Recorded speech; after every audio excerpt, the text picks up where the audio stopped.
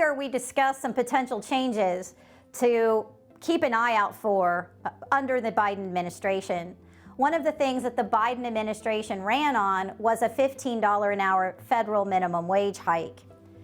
That hasn't happened yet, but if it does, Florida will already be prepared. Why? Well, Florida already has a law that in the next few years, the minimum wage will be $15. It's going to be a gradual increase over several years, and the first increase is going to take place this September. So for those of you that weren't aware, it's a good idea to make sure your accountants and your payroll people are ready to increase the minimum wage of your workers starting in September of this year.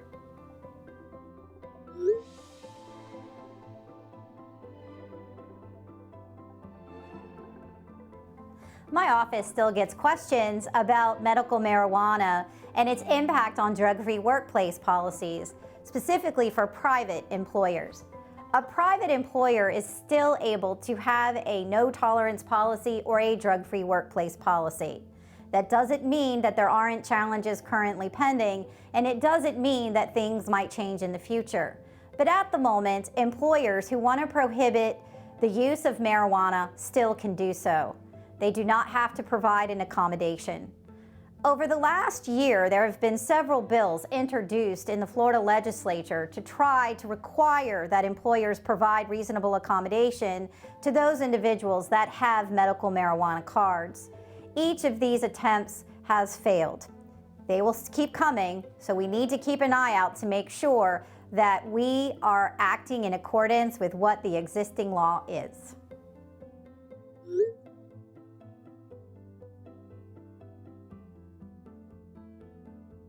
Following the election of Joe Biden, my team at Williams Parker has been responding to many questions about what businesses should expect moving forward as it relates to labor and employment law.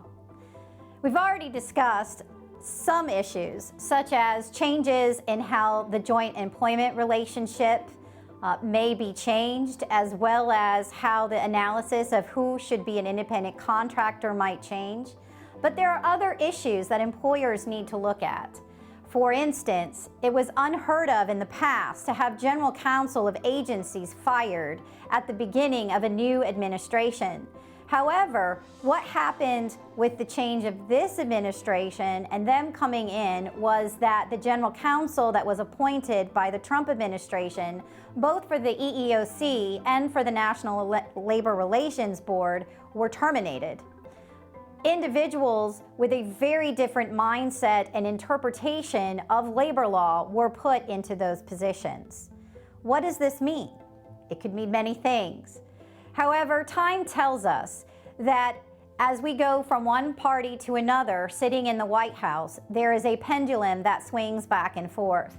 During the Trump administration, a lot of the policies coming from the DOL, from the EEOC, and from the National Labor Relations Board were more employer-friendly. The pendulum is now going to go in the other direction.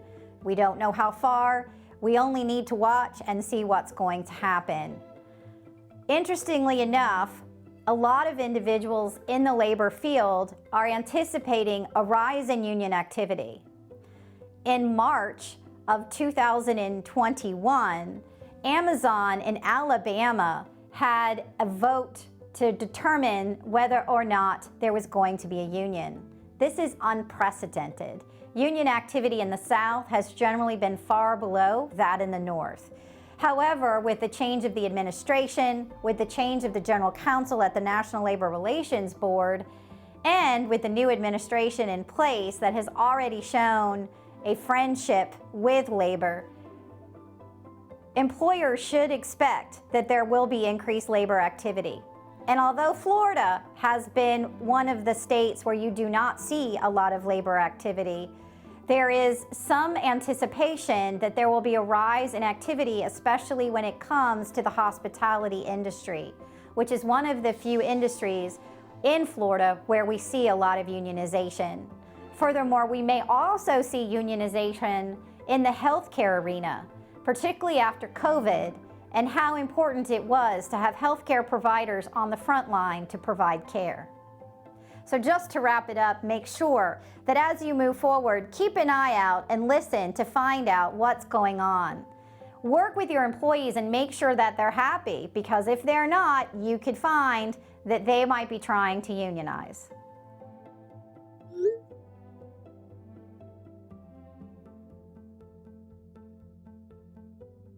At the end of the day, due to the fact that so many people lost their jobs due to COVID, there is going to be, or there's an anticipated increase in litigation. And it's important to understand what might be coming. We anticipate that continued proliferation of Fair Labor Standards Act suits being brought to obtain wages that weren't properly paid will continue. Florida is one of the top 3 in the country in terms of the number of lawsuits filed for unpaid wages and overtime. In addition to that, there has been an increase in the number of demands and lawsuits being filed for an employer's violation of the Family First Coronavirus Relief Act. With the changes that are taking place in government agencies that look over labor and employment laws, it's also important to consider the fact that recently the penalties for violations of these laws have been increased. So it's very important to make sure as employers that you stay advised of what the laws are, what you're required to do, even when it comes to OSHA, and make sure that you're doing things right so you can avoid those penalties.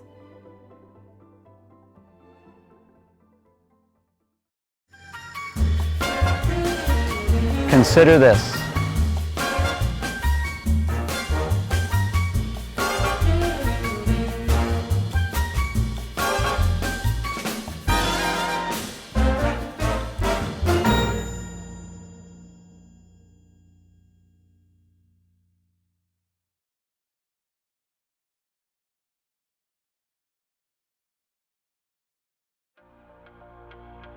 As the pace of COVID-19 vaccinations accelerates and states loosen restrictions, employers have slowly begun calling their employees back to the workplace, with the pace expected to pick up sharply over the next few months.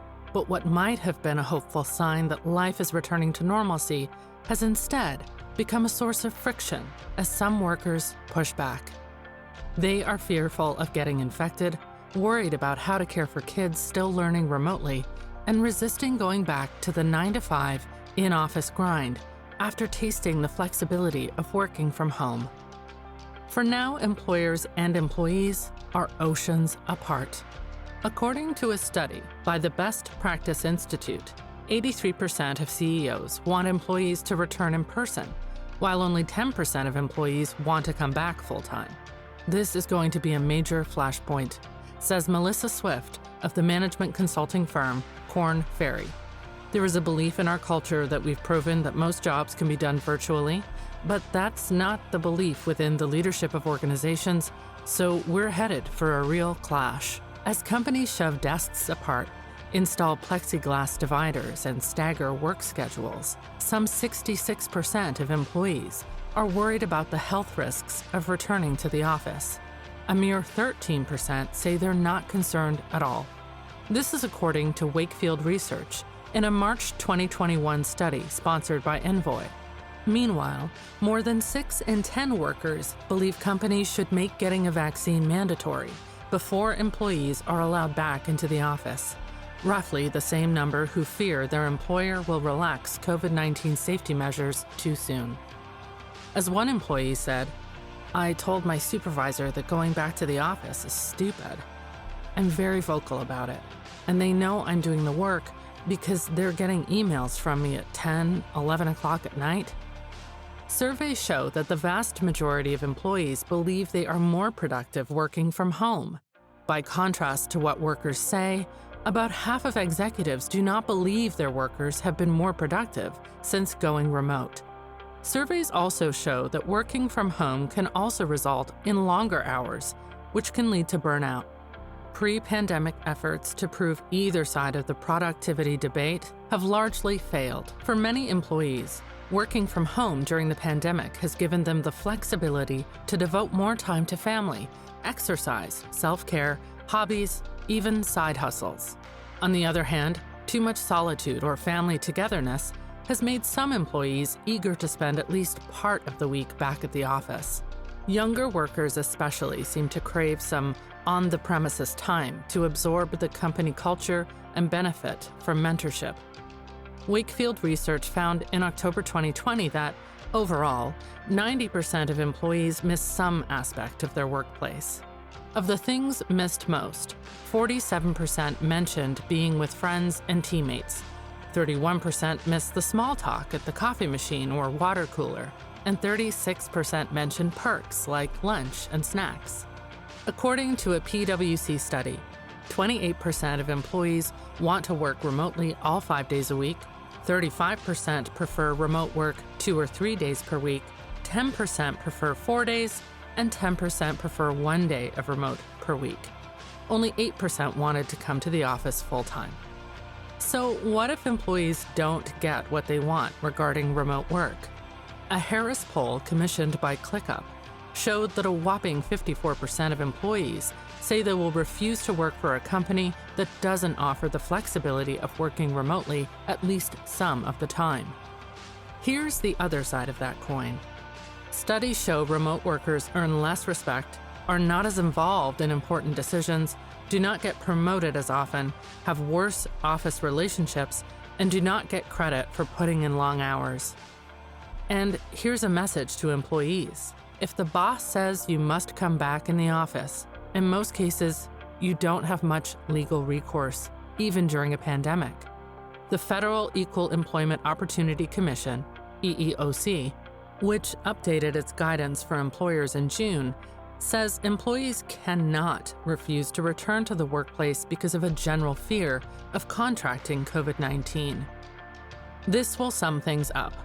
Research shows that people who love their workplaces are up to 4 times more likely to perform at a higher level than those who do not. Organizations that have a more empowered, trusting way to consider the diversity of viewpoints on their team and create a future that accommodates them are the ones that will win. In 2019, workers were quitting their jobs at record rates, with labor experts saying workers did so in order to secure the pay raises and promotions they weren't getting from within. Then, beginning in March 2020, the labor market shed 20.5 million jobs in the first few weeks of the coronavirus pandemic. Now, a year later, there are still nearly 7.9 million fewer Americans counted as employed than in February 2020, while the labor force is down 3.9 million. But now, with signs pointing toward recovery in many economic sectors, workers are feeling the itch to job hop yet again. By some estimates, 1 in 4 workers is planning to look for opportunities with a new employer once the threat of the pandemic has subsided. Here's a look at who's planning to leave and what employers should be thinking about as they retain or recruit in a post-pandemic environment. Of the 26% of workers planning to leave their employers after the pandemic, 80% are doing so because they're concerned about their career advancement. Meanwhile, 72% say the pandemic caused them to rethink their skill sets. Workers who want to quit overwhelmingly say they're looking for a new job with more flexibility. Indeed, even among those who aren't considering changing jobs, half of the people currently working remotely say if their current company doesn't continue to offer remote work options long-term, they'll look for a job at a company that does. The notion of jumping ship to get other offers and increase your market value tends to work better for members of dominant groups, including white men, but less so for women and minorities. Already, people who can work remotely tend to be white, college-educated, and higher income workers. If a post-pandemic workplace accelerates this trend, it could worsen existing income inequality. There are 3 areas of concern that leadership should be thinking about in their retention strategies.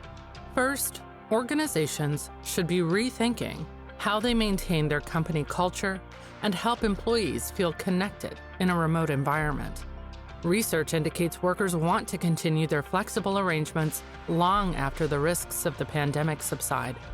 Most want a hybrid model of working, where they split their time between an office and a remote location. 68% of workers believe this balance is the ideal workplace model. Second, the pandemic has increased workers' anxiety that they're not learning new skills or seeing room to advance unless they leave the company.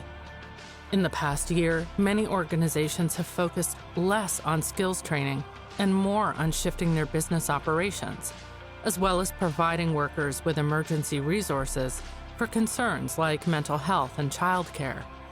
Paths to upskilling, reskilling, and getting promoted should be considered. The third area of concern for workers is their financial resiliency. With workers better able to take a job from anywhere, they'll seek ones that pay well, have opportunities to learn and advance, and provide benefits that center work-life balance. Here's the bottom line for employers trying to retain their workforce.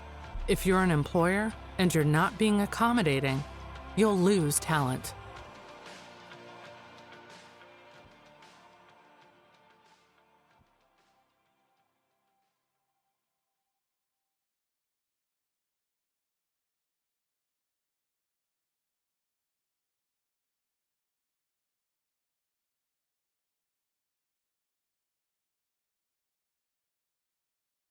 I want to introduce myself. My name is Bob Chapman. I'm CEO of Wehmiller Companies based in St. Louis. We operate all over the world. We make capital equipment. We've got 12,000 team members. And I'm privileged to have a chance to share our message of truly human leadership with this State of Talent Conference for Western Florida. Let me give you a little bit of background because I think it'll be helpful to my career. Started off at Indiana University, getting an accounting degree, made a decision to get an MBA, and then got a position with Price Waterhouse. Very traditional business background. And then after a couple of years in public accounting, I joined a small, privately held company that my dad had bought into in the 1960s. And so I would say for the first half of my career, I had very traditional business focused on shareholder value, growth, the traditional things we think about from a business standpoint. I would say to you that I want you to be aware that prior to the pandemic, I've been giving this talk that you're going to see shortly for about 15 years because of my concern for what I felt to be the issues we faced in the world in all parts of our society. I give this speech in every part of society, in the military, government, healthcare. I see these issues of leadership everywhere. It is not just business. And I want you to consider that prior to the pandemic, when we had the lowest unemployment in 50 years, a strong stock market, we weren't sending young men and women off to war in the world, that we had one of the highest levels of depression and anxiety we have ever had. Why? Why would we have that when we had peace and prosperity? Because people didn't feel valued, they felt used for somebody else's gain. Tom Friedman recently wrote an article in the New York Times that I think captured it as the background.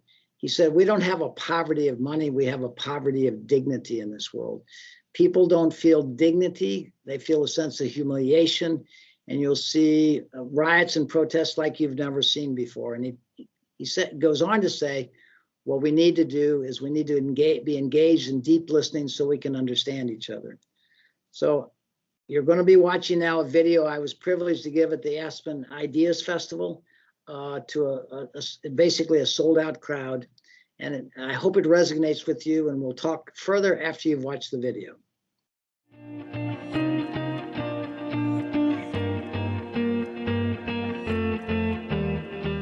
The message there is we can profoundly change the world. So I want to kind of walk you through this journey that I've had in my leadership journey.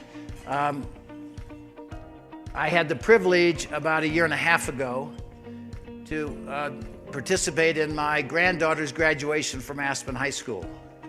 It's in the music tent. It's a beautiful venue, and as I sat in the seats with Cynthia, as our granddaughter Aiden walked up and with 150 other students, everybody was so proud of their child, so pleased with the opportunity of one of the best public high schools in the state of Colorado, going to good colleges, good universities, and everybody was applauding and looking forward to these children entering the world. And from my experience in the world, I had a tear in my eye because I knew the world that they were going into. And while we have this joy that we're sending their kids out into the world, my concern is that we have not created a world where they're going to continue to be who they're intended to be, and I want to share that with you. So I had a tear in my eye, but I have hope in my heart. Here's the crisis. 88% of all people who work in this country feel they work for an organization that does not care about them. 3 out of 4 people in this country are disengaged in what they're doing. We talk about the healthcare crisis. Guess who's the cause of the healthcare crisis? Organizations in this country are the cause of the healthcare crisis. Why? Because 74% of all illnesses in this country are chronic.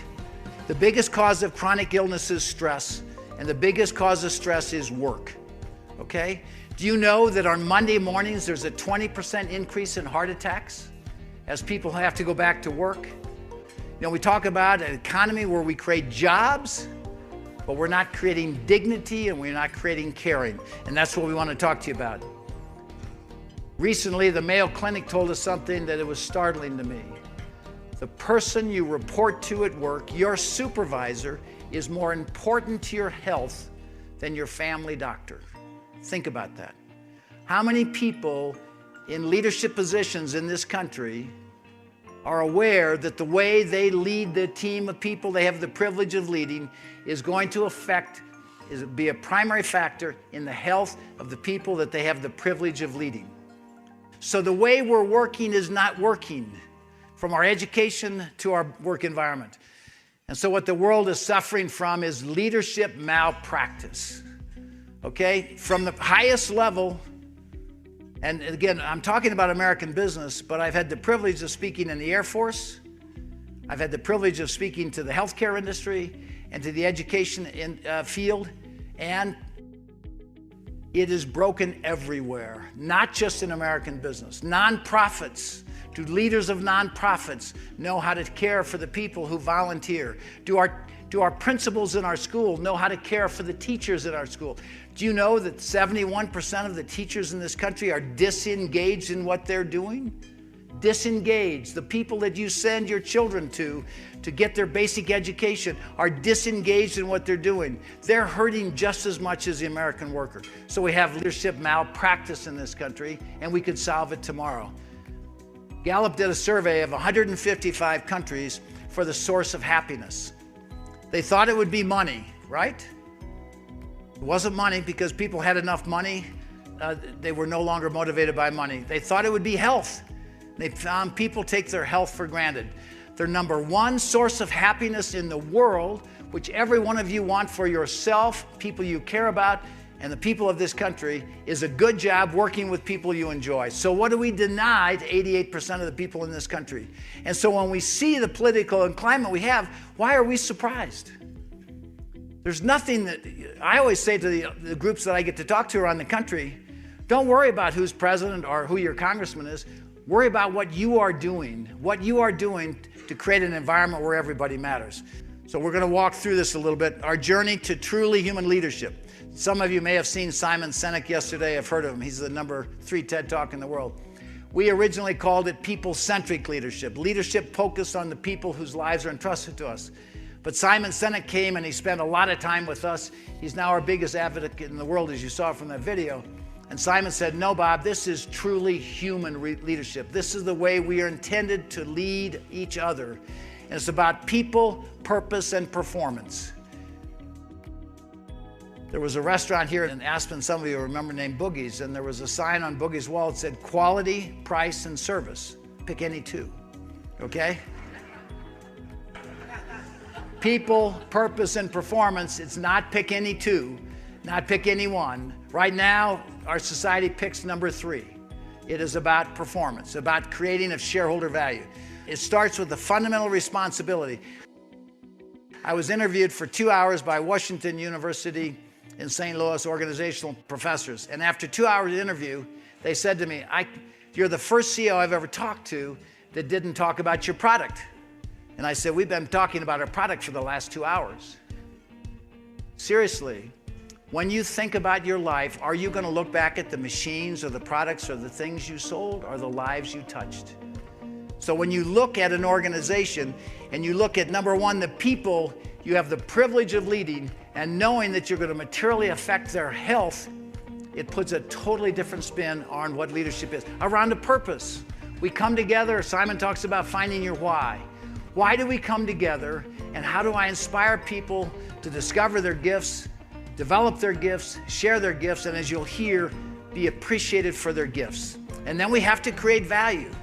Inc. magazine did a story by Wehmiller and said, people over profit. That is not true. That's what the author of the article wanted to say. It is people in harmony with profit. If we do not create value in organizations, nonprofit, for-profit, we cannot be good stewards of the lives entrusted to us. That is the basis upon which we come together. So it's people, starts with people, profound sense of responsibility for the people you invite into your organization, a purpose that inspires them, and then we have to create value and let people know that they make a difference. We are going to measure success by the way we touch the lives of people, not the growth in our share value, not the growth in our sales, not our market share, but we are going to measure success. We touch our customers, we touch our team members, we touch our bankers, our suppliers, our communities. Success is the way we touch all these, and we articulated these values. And so it gave us this foundation upon which to base everything. And now let me tell you a story. We then implemented these. We started a university to start teaching people how to learn to care. And we were having an event up in Green Bay, Wisconsin, a company we bought, $180 million company to make tissue equipment for people like Procter & Gamble. And we were having this global leadership meeting. We had about 20 of our presidents and operating executives, another 20. So we had about 40 or 50 people in the room. And I got an email the night before we were going to start the meeting. And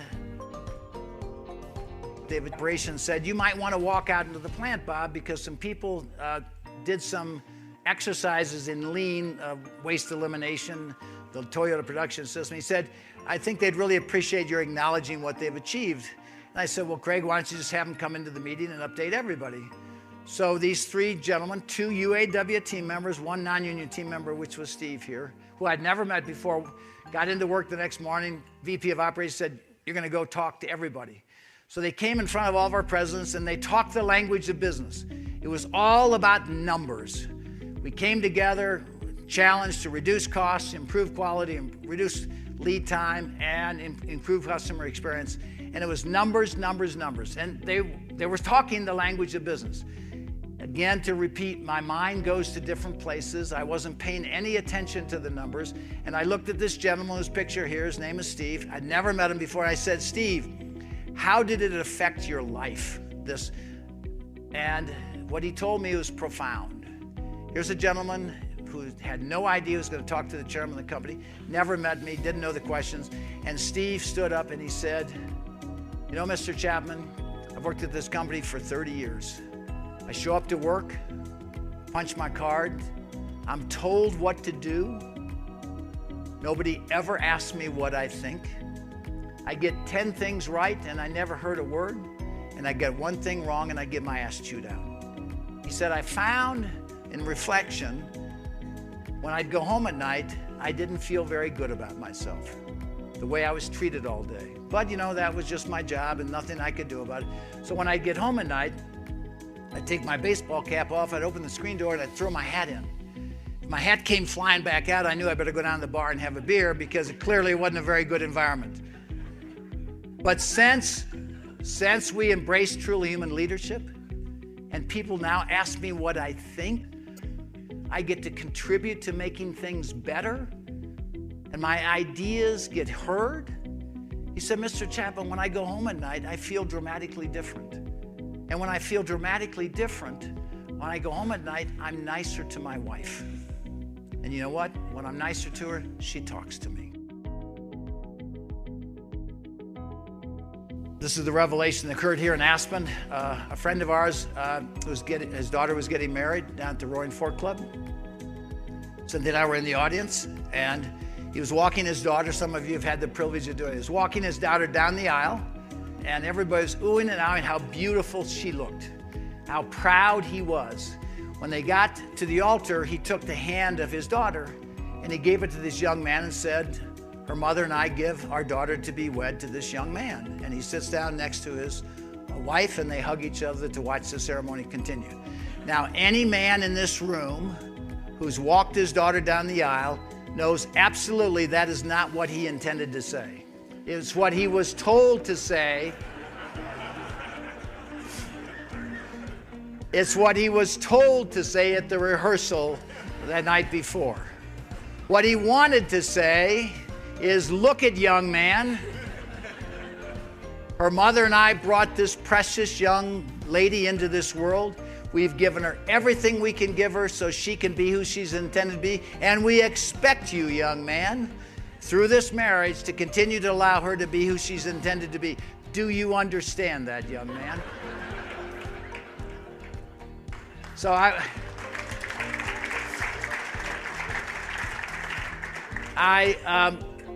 sat there, and as you now know, my mind goes to different places. And I said, oh my God, all 12,000 of our people are somebody's precious child, just like that young lady. How we lead impacts people's health and their family unit. And we don't need to teach you anything other than to awaken you to the profound privilege of leading others. It's not about pay and title and power. We can create a world where everybody's precious child know that who they are and what they do matters. We can celebrate children going out into the world if we learn to be good leaders. Now that you've had a chance to kind of hear our message as expressed at the Aspen Ideas Festival, I want to summarize things I want you to take away from this, on the journey I've been on for the last 50 years. One of the key insights is that everyone in your organization are not functions. They're not receptionists, engineers, accountants, salespeople. There's somebody's precious child that's been placed in your care, and the way you treat them is going to be profoundly important to their health and their wealth. We created, to transform managers into leaders, we created a leadership institute where we teach our managers how to become leaders. And the keys that we teach starts with the foundation of empathetic listening, so we can understand the people that we have the privilege of leading. We teach recognition and celebration, how to let them know they matter. And then we teach culture of service, which is serving the opportunity to see others. As a result of these fundamental teachings we provide to transform managers into leaders, our culture has become known around the world as a truly human leadership culture, where our focus is on our people. I say it is every leader's responsibility to give those in your span of care a grounded sense of hope for the future. It's interesting that when we decided we had to teach people how to be leaders, not managers, 95% of the feedback from what we teach is of how it affects their marriage and their relationship with their children and how they behave in our communities. Washington University and Georgetown University did a study of our culture, and they found a high degree of altruism, which is people doing things for other people without expecting anything in return. Isn't that what you want for those people in your span of care? Today, Harvard did a case study. It's being studied by all Harvard MBA students and 28 other universities around the world.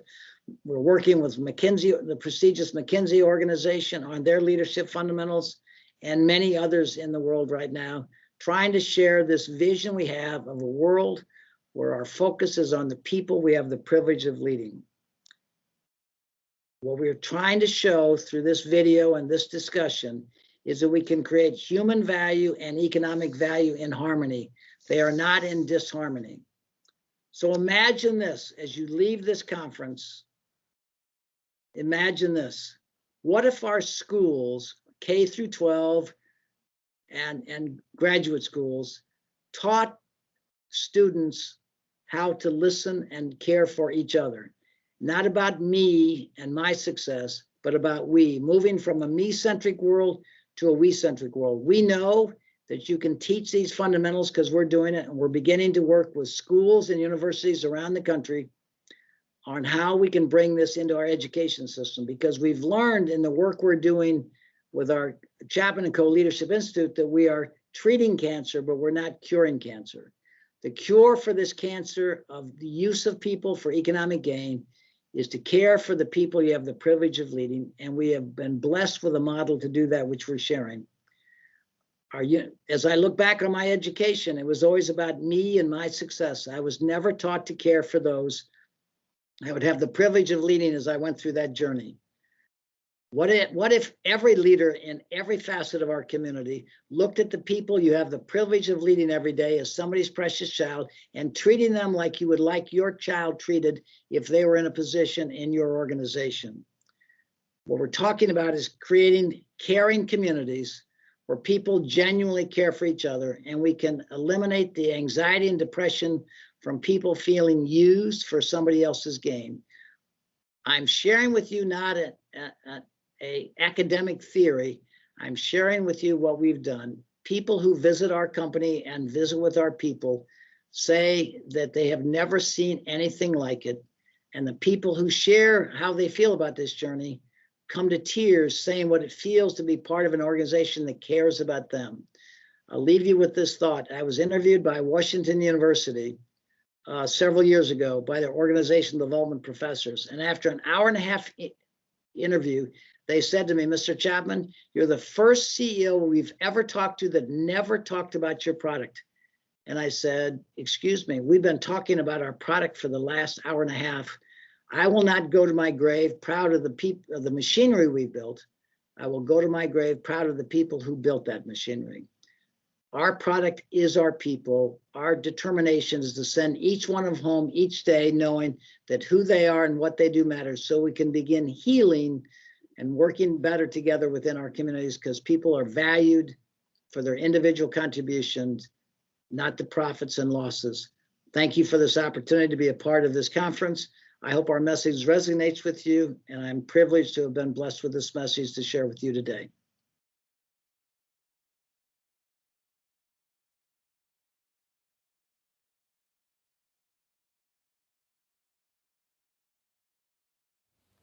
Wow, do you ever use the expression or hear the expression, I didn't see that one coming? Well, speaking for myself, I use that probably too often. And the reason is, why shouldn't I have seen that coming? Okay, maybe we didn't know exactly what was coming, but in the era we live, it's an era of disruption. We know something's coming. If it isn't today, it's around the corner. So, having said that, once you calibrate disruption to opportunity, it's a whole shift. It's an entire shift in your thinking. And I would suggest that if you start thinking about disruption and opportunity as one and the same, things will go a lot smoother for a lot of us. And we'll be on a much better course to meet all of our goals and missions. And mission matters, particularly today. So this morning, we looked at some learning styles. We talked about workforce trends. We talked about approaches to workforce. We sort of asked the question, what's the future of work? And that's kind of a provocative statement. Almost, we know some jobs are disappearing, or some careers are going to be changing, but let's turn that around into what is the work of the future. So I'm very optimistic. I'm not concerned that in this age of automation and AI that all the jobs are going to disappear. I am convinced they're going to be different. And I hope you sensed a momentum shift through the day. So we went from setting that up, that provocative question up of what's the future of workforce, to accepting what Dr. Nile told us, or understanding what Dr. Nile told us, and that is that we meet at the intersection of what has been and what might be. So I would encourage you, as you leave here with your takeaways, and we all do, we leave with notes and crib sheets and everything, you keep in mind that that disruption and the one that will happen tomorrow that you don't see coming is another opportunity for improvement. We hope we've provided you or equipped you a little bit today to do even a better job. And if you're within the sound of my voice in this virtual auditorium, you have impact. You're in a role that matters. So I would encourage you to participate over the next year in quarterly updates to this conference. We will be meeting virtually but live to have discussions. We'd like to learn from each other. And with that, we just hope you've enjoyed the day. I want to say thank you to Bank of America, to our other sponsors. Thanks to the team here at CareerSource Suncoast. It's a privilege for me to be part of the leadership team. And I want to say thanks especially to our speakers and everyone behind the scenes, behind the cameras and technology, making this possible. Have a great rest of your day.